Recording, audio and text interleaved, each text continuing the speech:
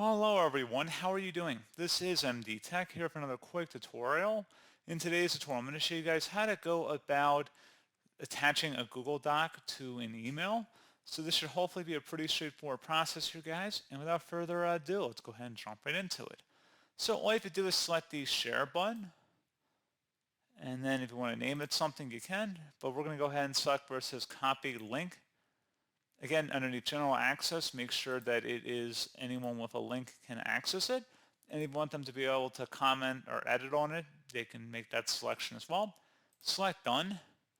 And then you want to go to your email. At this point, go ahead and just right click in the email body and paste it in, or tap Control V to paste it in like that as well. Alternatively, you can also select the little Google Drive icon. This is insert files using Drive.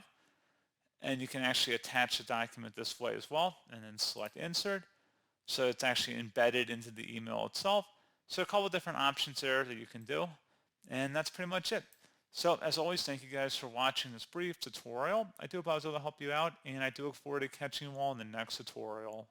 Goodbye.